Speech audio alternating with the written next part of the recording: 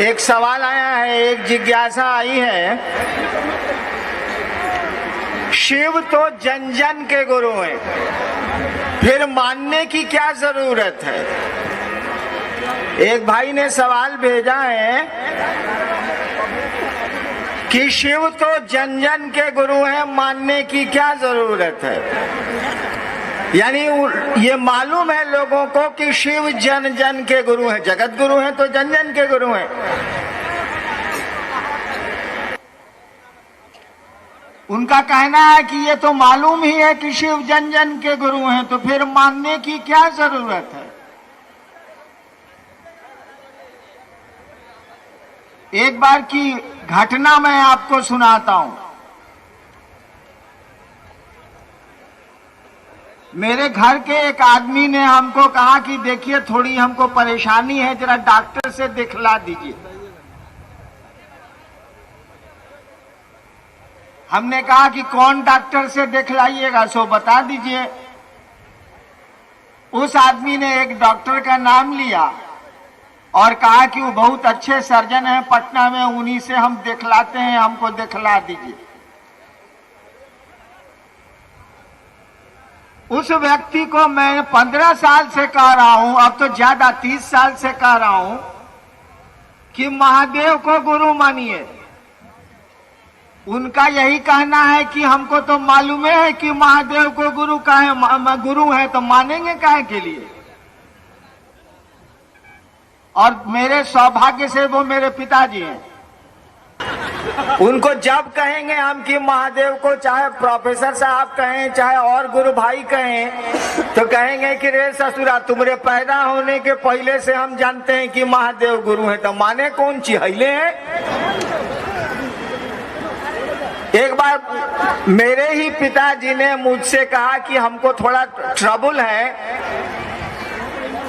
जरा फलना डॉक्टर से दिखला दीजिए। मैं नाम नहीं ले रहा हूं डॉक्टर का।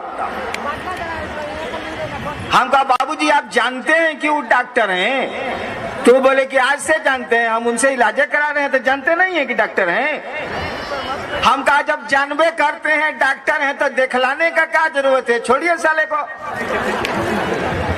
जानबे करते हैं ना कि वो डॉक्टर हैं। बाबूजी बोले हाँ जानते नहीं है, इलाज कराते हैं, जानते कैसे नहीं?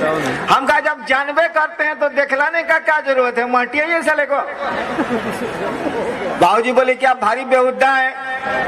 हम कहा हम जब कहते हैं कि महादेव गुरु हैं, उनको मानिए, अपना गुरु बनाइए, तो आप कहते हैं जानबे करते हैं, मानने का क्या जरूरत है? ये कौन बात हुई? हम जानते हैं कि औरंगाबाद का गेट हाई स्कूल बड़ा बढ़िया स्कूल है, बड़ा पुराना स्कूल है। लोग हम कह रहा है कि भाई अपने बचवा को भेजिए ना स्कूल में। हम कह रहे हैं कि जानबे करते हैं कि बड़ा बढ़िया बड़ा पुराना स्कूल है, काहला भेजे? मेरा बच्चा तो नहीं पढ़ेगा। आपके हमारे जानने से क्या होता? उसको तो अमली जामा पहनाना होगा ना, उसको तो लागू करना होगा ना। जानते हैं कि दूध पीने से बहुत शरीर में ताकत होती है, तो नहीं पीजिएगा। जानते हैं तो उसको लागू करिएगा ना, कि नहीं लागू करिएगा। शिव गुरु है, जानते हैं, तो चेला कोई होगा तब ना गुरु काम करेगा। स्कूल है, जानते हैं, ससुरा कोई पढ़वे नहीं करता, स्कूल क्या करेगा?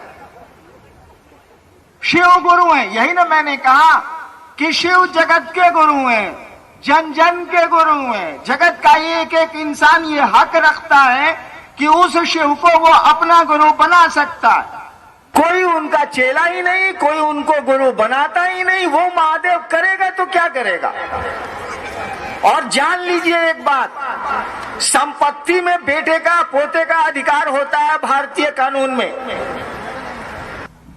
लेकिन ज्ञान में अधिकार नहीं होता है। ज्ञान जब तक लेना नहीं हम आप चाहेंगे, हमको आपको ज्ञान नहीं मिलेगा। हमारे बाबूजी हमको कहते थे, देखिए हम हमेशा बाबूजी का नाम अक्सर ले लेते हैं, काहे? अंग्रेजी में एक कहावत है, चैरिटी बिगिंस फ्रॉम होम, यानी दान घर से शुरू होता है, बच्चा घर से सीखता है। जब मैंने ज्योतिष विज्ञान को सीखा था तो पहले अपना टिफिन बनाया, फिर पत्नी का बनाया, फिर मेरे बच्चे छोटे छोटे थे उनका टिफिन बनाया, फिर बाबूजी का बनाया, फिर मां का बनाया। जब मैंने हाथ देखना शुरू किया और विदेशों से किताबें मंगवाई तो सबसे पहले अपना हाथ देखा, घर वालों का हाथ देखा, भविष्यवाणियां किया और तब बाहर के लोगों का शुरू किया। क्योंकि घर से आदमी सीखता है, घर में ज्यादा रहता है तो देखता है कि कौन क्या कर रहे हैं। मैंने तो बहुत सीखा। तो मैं कह रहा था कि शिव जन जन के गुरु हैं, ये तो मालूम है, सबको मालूम है, कौन नहीं जानता, कई हजार वर्षों से मालूम है। लेकिन शिव के शिष्य होने की परंपरा ही नहीं रही, इसकी कोई शुरुआत ही नहीं हुई। शिव से देवता के रूप में जुड़ने की बड़ी पुरानी परंपरा, लेकिन शिव गुरु से जुड़ने का सिस्टम नहीं चला हमारे यहाँ, ये पद्धति नहीं चली, ये प्रक्रिया नहीं चली, ये सिलसिला शुरू नहीं हुआ हमारे यहाँ। हम लोगों ने कहा कि जरा टेस्ट करो ना यार, क्या लगता है, जरा जांच लो ना यार, एको पैसा तो नहीं लगता है। रात में सोने गए बिस्तर पर, मन को ले गए महादेव के पास, जो फोटो में दिखता है, या हम फोटो नहीं मानते हैं तो शून्य में ले गए, आसमान में ले गए। मन में एगो ख्याल पैदा किया, बहुत चीज का ख्याल हम लोग पैदा करते हैं या ख्याल आता है। मन में एक ख्याल पैदा किया और महादेव को याद किया, उस शिव को याद किया और कहा कि सुनिए सरकार, आपके हम चेला हैं, आप हमारे गुरु हैं, हम पर दया नहीं करिएगा। इतना ही बार करके देखिए, समय नहीं मिलता है, शौचालय जाने का समय तो मिलता ही मिलता होगा भैया, लेटरिन तो जरूर जाइएगा, कितना बिजी आदमी होइए। चलिए शौचालय में ही याद करेंगे महादेव को, वही कहेंगे अगर समय नहीं मिलता है तो, और तब तो पता चलेगा कि वह गुरु है कि नहीं। शिष्य का मानी क्या होता? शिष्य का मानी जिसमें शिष्य का भाव हो। पुत्र का मानी क्या होता है? जिसमें पुत्र का भाव हो।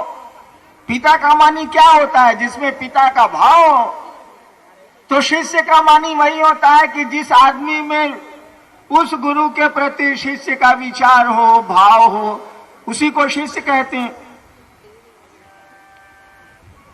इसी भाव का संप्रेषण करना है अपने गुरु को।